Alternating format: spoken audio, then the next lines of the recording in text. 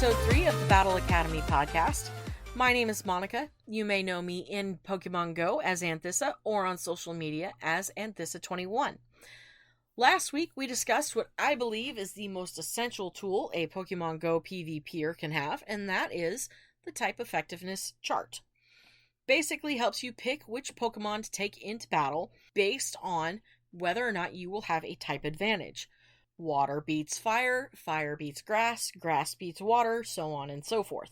Today we're going to discuss the next important thing I think you'll need to have. Like, if I were to rate everything 1 to 10, this would be item number 2, and that is movesets. You may have the perfect Pokemon to face somebody, you might have the greatest IVs, but if you don't have a good moveset, you're still going to find yourself in an uphill climb to make sure you get your win. So, for the first half of the episode, we're going to discuss fast moves and charge moves, take a little look at stat-affecting moves. Those are the ones that can affect your defense and your attack, or your opponent's defense and attack. And then in the second half of the show, we're going to look at one of my favorite resources, and that is pvpoke.com. It's a really great resource. I will leave a link in the description, as well as leaving a link to the article that I'm using for this discussion, which is PokemonGoHub.net. It's an article in their Trainer Battle Academy series about picking the right movesets for your Pokemon. Okay, so let's start by taking a look at fast moves. Fast moves have 2 different sections that kind of make them effective. And if you don't know what a fast move is, it's the basic core move that a Pokemon has. When you start your battle, it's when you're tapping on the screen. And that is how they're attacking. That's your fast move. It has 2 different components, the DPT, or damage per turn, and the EPT, or energy per turn. Basically, this is telling you how much damage your Pokemon is causing, and how much energy they're generating for their charge move. There are a whole slew of numbers that are attached to all this, and I couldn't tell you how to read any of them. But basically, the rule of thumb is to have a EPT and DPT that is at least equal or greater than 3.5. Now, I don't know how you get those numbers. It's very possible that you can see those numbers on an IV checker like PokeGenie or some other similar one. But if you're going to use something like PokeGenie, please keep in mind using a third-party app in connection to Pokemon Go is a breach of terms of service. This is your warning/disclaimer. Now, I have used PokeGenie before. I really liked it on my old phone. I had a Samsung Galaxy knockoff. It was a Samsung Galaxy, but it was like one of the lesser ones, kind of like an iPhone 5C. But it is a breach of the terms of service, and Pokemon Go has done such a really good job of adjusting the appraisal that you can pretty much read the IV as it comes up from your team leader. So, while, yeah, you can still use something like PokeGenie, if you want to be clear completely of breaching the terms of service, you can avoid it pretty easily. Now, fair warning, any breach of terms of service is punishable by a limited 30-day ban, I think, for the first offense. So, please keep that in mind if you're going to use something like PokeGenie. Now, where the fast moves are concerned, PokemonGoHub.net does have a chart for giving you a basic idea of what the best fast moves are. It's an interesting chart. They also have a list to go with it that ranks them based on energy per turn and damage per turn. But again, it's getting into a lot of numbers that I really don't know how to use. This is why I usually look at PvPoke, or PvPoke, however you say it, to get a good idea for fast moves and charge moves. Basically, if you do find this chart and decide to read it, which it will be in this article that I'm going to post in the description, you basically read the chart as this. On the right side does more damage, and closer to the top does more energy. So you understand how it balances out and everything. And from the article, there are several that are among the best PvP moves, like Counter, Confusion, Shadow Claw, Dragon Breath. These are going to be your best energy and damage output duel. There are some that have high DPT, damage, but low energy, that hit really hard, but it's going to take you a while to build your energy for your charge move. Then there are some that build charge moves really, really fast, but you're sacrificing on how much damage you're able to do in order to fire off your charge move. So if you're going to use something, mostly I would stay with something that's going to have high damage and high energy. However, you can try to take a couple of gambles the other two directions. If you use something with the high energy output, make sure you have a charge move that is going to cover the damage that you're not dealing. Kind of reverse it the other way if you have high damage. If you're going high damage, low energy, you need to make sure you have a charge move that is going to charge quickly in order to compensate for that payoff. It's a little hard balance, but if you're willing to try something a little different, it might be an interesting workout. However, if you're wanting to play it safe, go for high damage and high energy. Now, it won't be perfect, it won't be the highest, but you'll be able to get your charge move off and still do decent amount of damage. So hopefully you kind of understand how that works. If your damage is low and your energy is high, then make sure you have a high damage charge move. If your damage is high and your energy is low, make sure you have a quick charge move if you're going to take those risks. In general, a good fast move is the best bet as long as it's going to do good damage amount. It's free damage and essential fuel is what the article says. They do have a list of best fast moves ranked by multiplying damage per turn by energy per turn. I don't know why they multiplied the numbers, but I guess to get their readouts.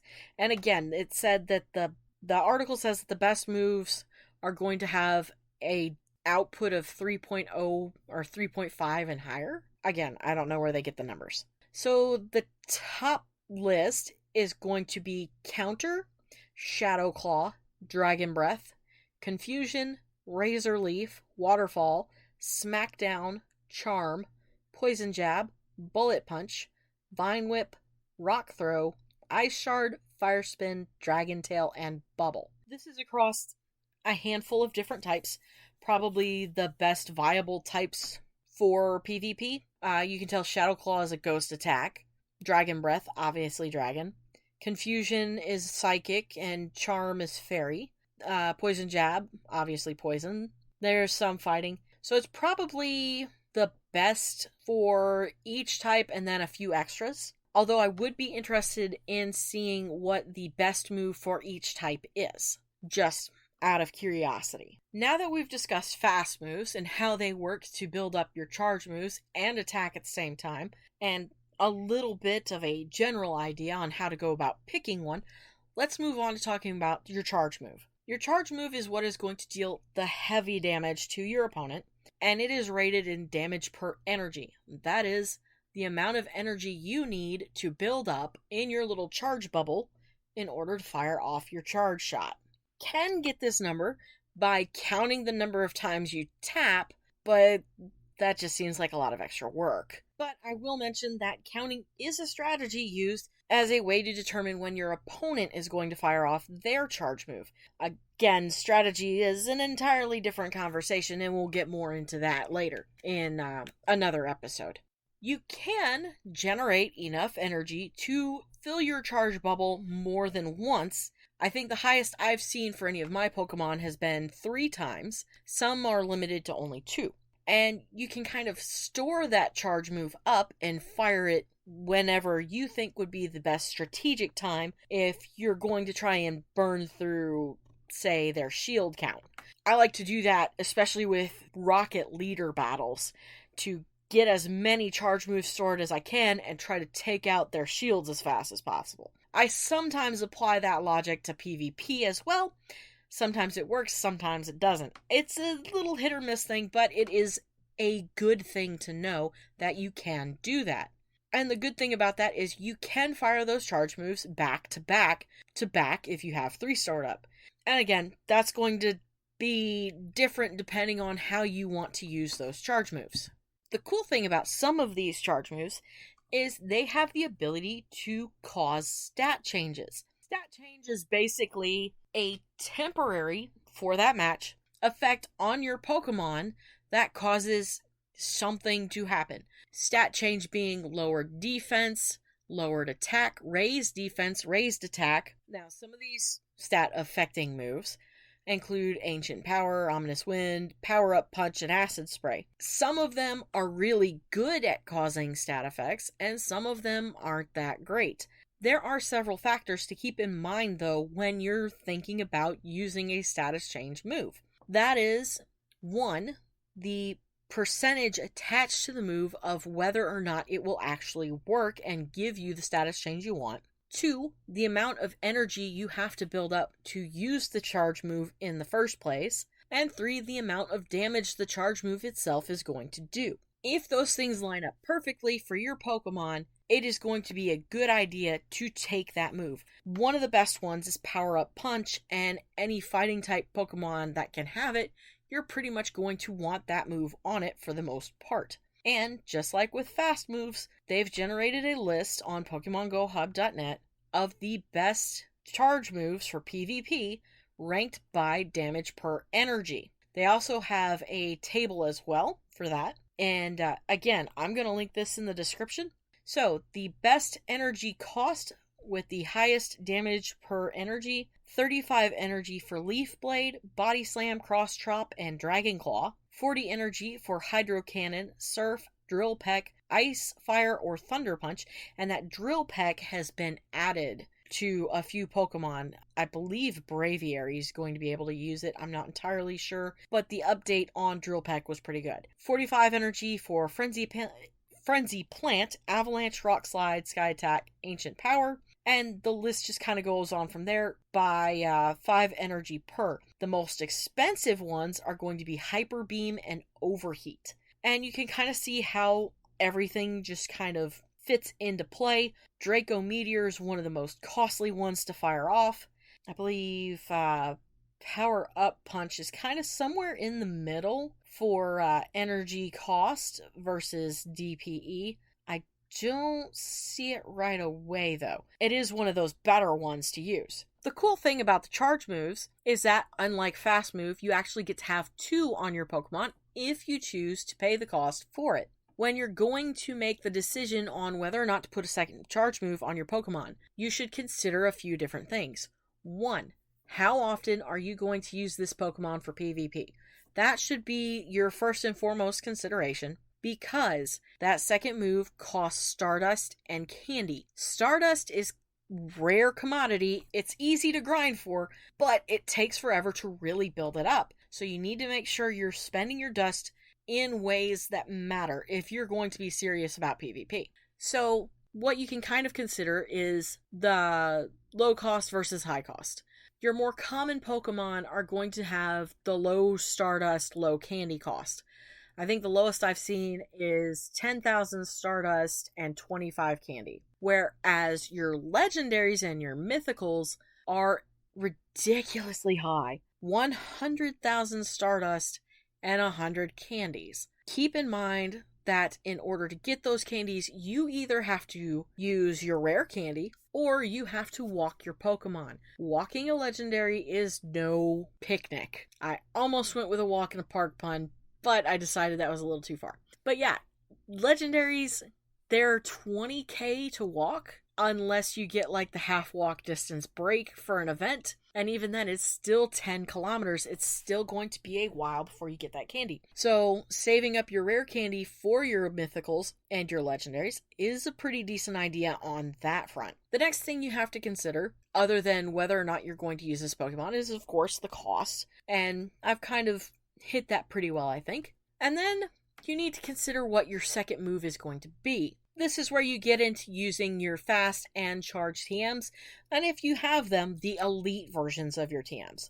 The elite TMs allowing you to actually specifically pick the charge moves that you want. Whereas using your regular TMs, it's going to be a little bit more of a gamble. When you consider what you want for your Pokemon, where charge moves are concerned, you're going to want something that has a low energy cost, high damage output, and maybe the second one is a little more costly energy-wise because it may have a better output damage-wise. This way, you can have one fast move that generates a good amount of energy, one charge move that fills quickly, fires quickly, and then another fast charge move, that is going to do heavy damage. I believe a good example of this is looking at Wishcash. The moveset I have on him is Mud Bomb and Blizzard. Blizzard takes a little bit to build up, but it deals a good amount of damage,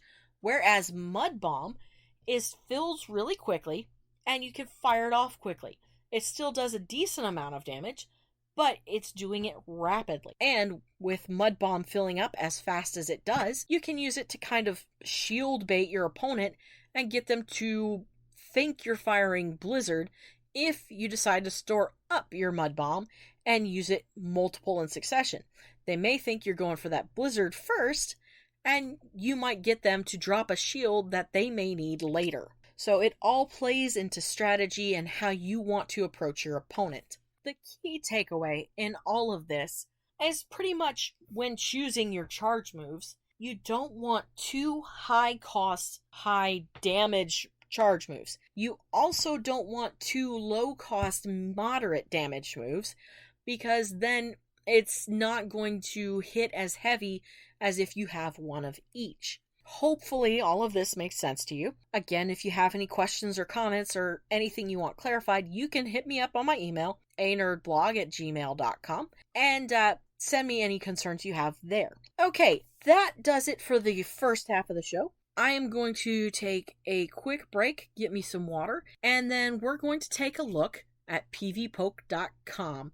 I'll see you back here in just a bit.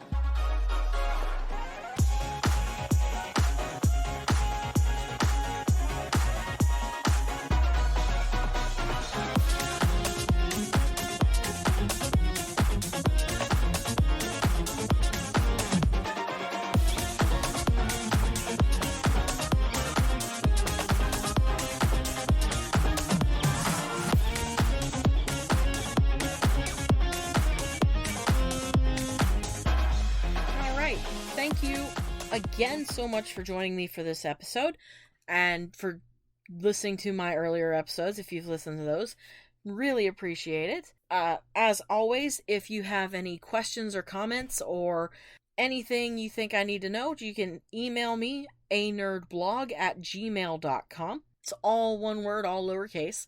ANERDBLOG. Or you can hit me up on Twitter. My handle is Anthissa21. I do accept DMs. Or you can hit me up on Instagram, where you can take a look at all of my Pokemon Go AR photos.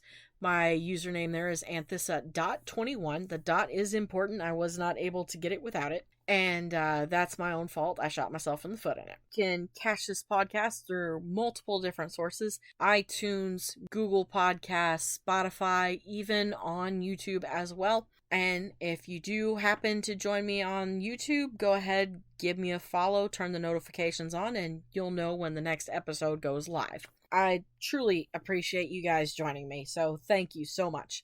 All right, now we're going to take a look at pvpoke.com. I have it set up. You can just go right into the menu bar and hit rankings. It's the third tab there.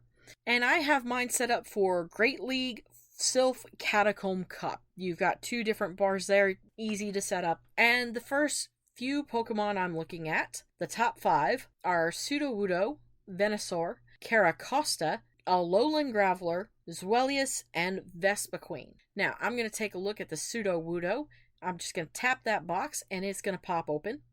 And it's going to give you some numbers. Again, I am not a numbers person, but it is what it is. You've got percentage if you use it as a lead, how your percentage is going to look if you can win the lead using Sudowoodo. If you use it as a closer, the lead number is 87.4, your closer number is 96.9. Using it as your safe switch is a 96.1. Charger is 100. Attacker 96. or 91.6. I believe that's the attacker rating. And it has a consistency of 95.4. So this is actually a really good cup for Sudowoodo. So that's kind of interesting. It's going to give you next your key wins and battle rating numbers. Again, don't ask me to explain the numbers. It's going to win best against Umbreon, Lapras, Vespiquen, Beedrill, and Zweilous. That's dark, water, 2 bugs, and another dark. So this is using the rock and, it's giving you rock and fighting moves.